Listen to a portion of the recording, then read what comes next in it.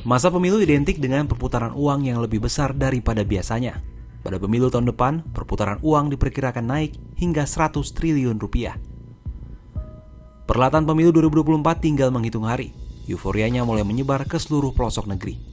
Agenda kunjungan para calon presiden dan wakil presiden ke sejumlah daerah kian rutin terjadi. Para calon anggota legislatif pun bergegas menjaring suara di daerah pemilihan. Baliho peserta pemilu mulai terpampang di jalan-jalan. Ragam atribut pendukung pasangan capres-cawapres dan partai politik pendukungnya kian semarak. Kemeriahan hajatan 5 tahunan itu secara tidak langsung turut menggerakkan perekonomian lebih masif dari biasanya. Sebagaimana terjadi pada beberapa periode pemilu sebelumnya, laju pertumbuhan konsumsi rumah tangga hingga belanja pemerintah pada tahun politik cenderung lebih besar. Pada pemilu tahun depan, perputaran uang diperkirakan naik hingga 100 triliun rupiah. Proyeksi tersebut berkaca pada tren yang terjadi pada pemilu sebelum-sebelumnya. Merujuk pada data Bank Indonesia, uang yang beredar di masyarakat pada momentum pemilu 2014 dan 2019 mencapai kisaran 23 triliun hingga 52 triliun rupiah. Uang tersebut mengacu pada uang tunai yang dipegang masyarakat, uang elektronik, dan tabungan yang dapat ditarik sewaktu-waktu. Masifnya peredaran uang di masyarakat saat pesta demokrasi juga tampak dari lebih tingginya penarikan uang dari lembaga keuangan. BI menyebut dengan net flow uang tunai positif, artinya outflow atau penarikan uang tunai lebih besar daripada inflow atau penyetorannya.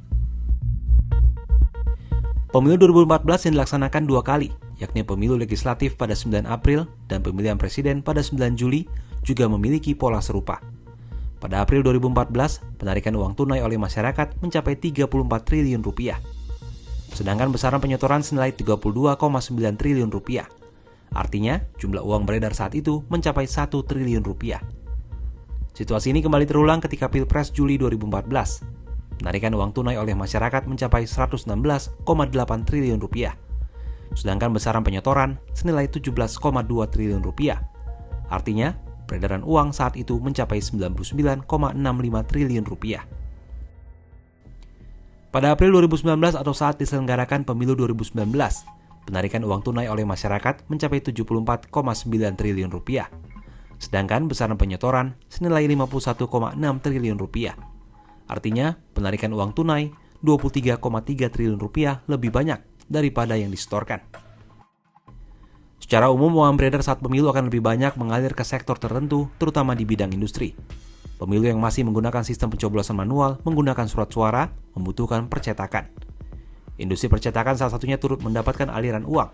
Pada pemilu 2019 misalnya, pertumbuhan industri kertas dan percetakan naik pesat pada masa menjelang pemilu.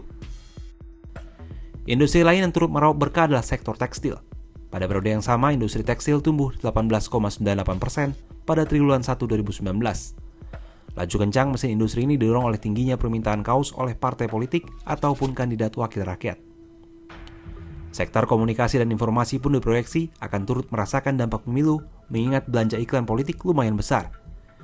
Periode April 2023 hingga 29 Juni 2023, Meta Platform melaporkan nilai transaksi iklan politik dan pemilu di sejumlah kanal media sosial mencapai 10,9 miliar rupiah. Fakta tersebut menunjukkan bahwa dalam jangka pendek, hajatan pemilu selalu berimbas positif bagi perekonomian. Berbagai analisis menemukan bahwa pemilu mampu menggerakkan ekonomi masyarakat.